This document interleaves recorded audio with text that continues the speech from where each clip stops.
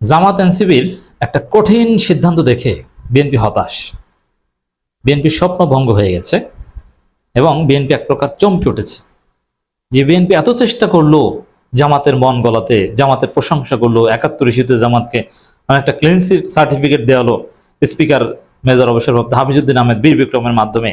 যেমন মেজর হাফিজ বলেছিলেন যে 1971 সালে জামাত আর বর্তমান জামাত এক নয়। জামাত তো এই জিনিসটা প্রতিষ্ঠিত করতেই সংগ্রাম করছে যে আমরা বাংলাদেশের স্বাধীনতা সার্বভৌমত্বের অতন্দ্র প্রহরী। 71 সালে বাংলাদেশের স্বাধীনতা বিরোধী জামাত আমরা নই, এটা মেজর হাফিজ প্রকাশ্যে বলছেন। এদিকে শহীদুদ্দিন চৌধুরী এনি জামাতের প্রোগ্রামে যে জামাতের প্রশংসায় পঞ্চমুখ এবং সবাই ঐক্যের কথা বলেন, জামাতকে রাজাকার বলা আপাতত ঠান্ডা।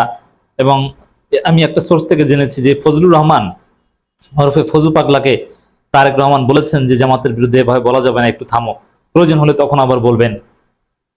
সালাউদ্দিন আহমেদ নরম নরম কথা বলছেন, মানে জামাতকে একটা আস্থা নেওয়ার চেষ্টা করছেন নানান কারণে। সেই কারণে আমি নানান আলোচনায় ব্যাখ্যা করেছি, এখানে আবার রিপিট করবো না।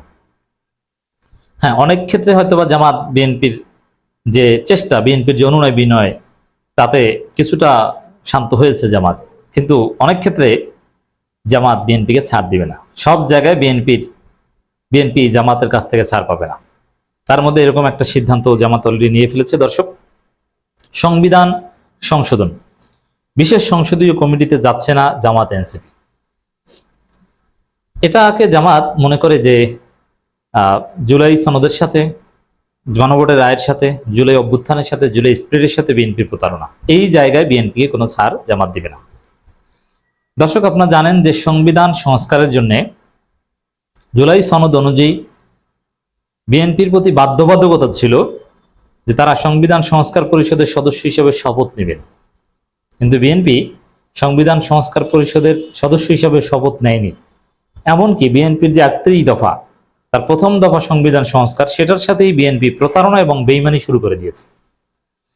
লেট অ্যালন সংবিধান সংস্কার পরিষদের সদস্য হিসেবে শপথ নেয়া, সংবিধান সংস্কার শব্দটার সাথেই বিএনপি কন্ট্রাডিক্ট করে আসছে যে না, সংবিধান সংস্কার আমরা করব না।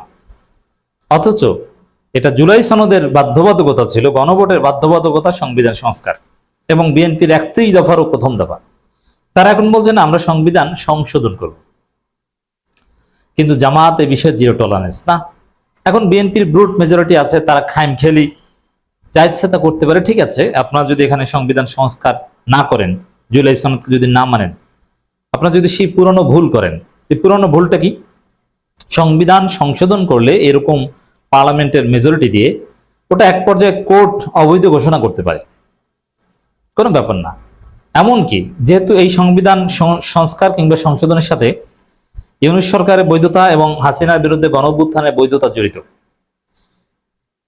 একটা পর্যায়ে এমন একটা সময় আসতে পারে, যদি আসে, কোর্ট চাইলে হাসিনার বিরুদ্ধে গণঅভ্যুত্থানকে অবৈধ, অসাংবিধানিক এবং অবৈধ ক্ষমতা দখল হিসেবে আখ্যায়িত করতে পারে, পুরো ইউনূস শাসনকে অবৈধ হিসেবে আখ্যায়িত করতে পারে।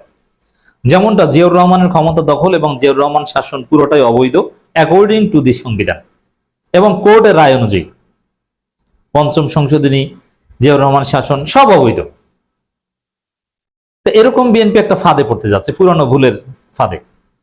যেমন এখন বিএনপি যদি সংবিধান সংশোধন করে জাস্ট তফসিলের ভিতরে ইউনূস সরকার একটা বৈধতা দিয়ে দেয়, গণঅভ্যুত্থানে একটা বৈধতা দিয়ে দেয়, তাহলে এরকম একটা সিচুয়েশন আসলেও আসতে পারে যে আওয়ামী লীগ যদি কোনোদিন ফিরতে পারে, তাহলে কোর্টের মাধ্যমে তারা পুরোটাকে অবৈধ ঘোষণা করাবে, যার ফলে গণঅভ্যুত্থানের সাথে যারা জড়িত ছিল, গণঅভ্যুত্থানের নেতৃত্ব দানকারী এবং ইউনূস সরকারের সবাইকে ফাঁসির দলিতে ঝুলাতে পারবে।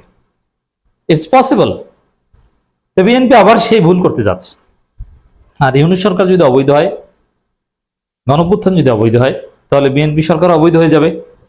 তো সেই ঝুঁকিপূর্ণ অবস্থানের মুখে বিএনপি আছে, তারা এটা বুঝতে চায় না। শিশির মনিরা বুঝান, কিন্তু বোঝার মতো জ্ঞান বিএনপি সরকারের কারণেই।